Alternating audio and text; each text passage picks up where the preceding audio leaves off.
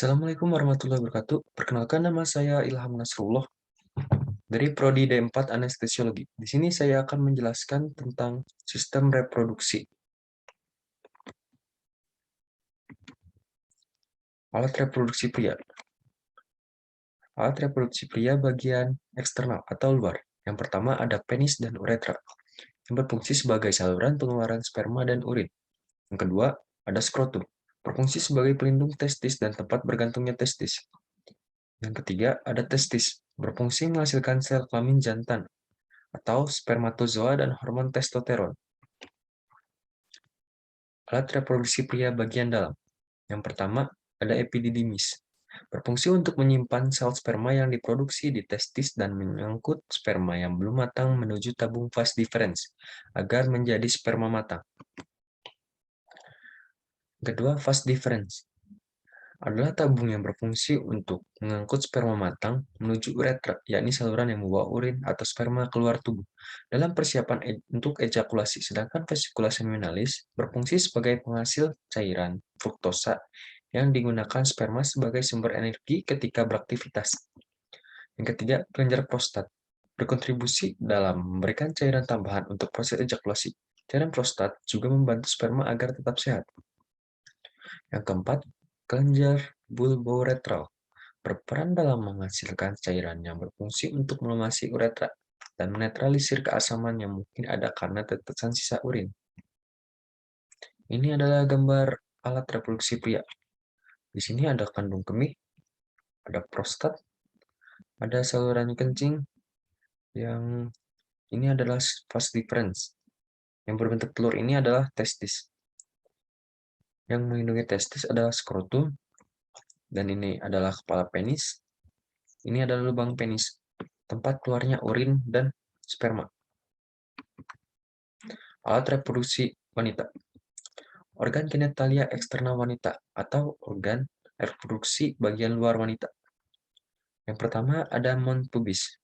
Bagian ini berbentuk segitiga yang melindungi tulang, kemaluan atau simipis pubis. Yang kedua ada labia mayora. Labia mayora dilapisi dengan sel epitel bertanduk pada bagian dalam. Labia mayora tampak licin karena terdapat banyak jaringan lemak, tidak mempunyai folikel rambut, dan kelenjar keringat. Yang ketiga ada klitoris, sebuah organ seksual yang berada dalam misfi. Yang keempat ada orificium urethrae, muara dari saluran kencing yang terletak di bawah klitoris. Yang kelima ada vestibulum, rongga kemaluan yang terletak di labia minora dan merupakan muara dari saluran uretra dan lubang misfi. Organ genitalia internal wanita. Yang pertama, uterus atau rahim. Rahim terhubung dengan leher rahim atau serviks yang tersambung dengan misfi dan tuba falopik. Selama masa kehamilan, seluruh proses perkembangan bayi terjadi dalam rahim. Yang kedua, ada vagina, yaitu organ seksual pada wanita yang berbentuk seperti tabung. Misfi memiliki fungsi sebagai penghubung secara seksual dan sebagai jalannya lahir. Ketiga, oviduk atau tuba falopik, yaitu saluran yang menghubungkan ovarium atau sel telur menuju ke rahim, lalu sebagai tempat terjadinya fertilisasi oleh sperma dan ovum. Yang keempat, ovarium, yaitu indung telur yang berfungsi sebagai organ penghasil sel kelamin pada wanita. Organ ini berjumlah 2 buah dan terletak di sisi kanan dan kiri dari rahim dan berbentuk buah lonjong. Ini ada sistem reproduksi wanita, ini gambarnya.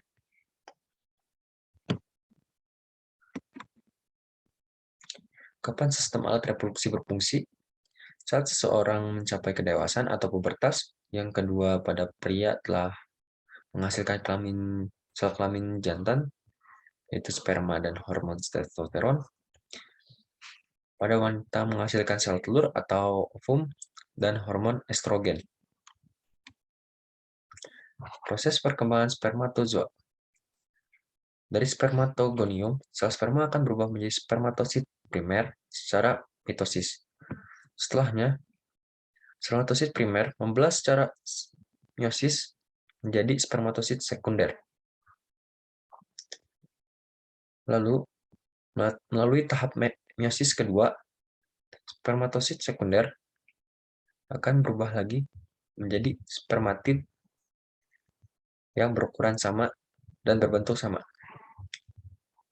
Ini adalah tahap terakhir dari spermatozoa sebelum menjadi sperma.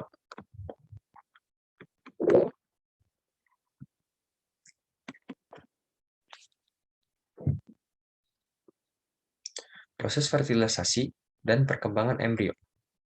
Sel telur yang telah masuk akan dilepaskan dari ovarium. Pelepasan telur dari ovarium disebut ovulasi, dan ovum tersebut akan ditangkap oleh rumbai-rumbai pada corong tuba falopi atau oviduk. Di sini ovum menunggu sperma untuk terjadinya proses fertilisasi. Fertilisasi yaitu pelemburan antara sperma dan ovum yang terjadi di tuba falopi atau oviduk. Saat fertilisasi berlangsung, banyak kepala sperma yang mengandung inti sel yang masuk ke dalam dinding sel telur, sedangkan ekornya tertinggal di luar. Penggabungan sperma dan sel telur membentuk zigot. Zigot yang berbentuk bergerak menuju uterus sambil membelah diri menjadi 2, 4, 8 saat embrio mencapai 32 sel. Membentuk seperti buah arbei disebut morula, lalu berkembang menjadi blastula, dan sel-sel bagian alam membentuk bakal janin atau embrioblast. Jika ovum tidak dibuahi, sperma akan meluruh dan keluar dari rahim.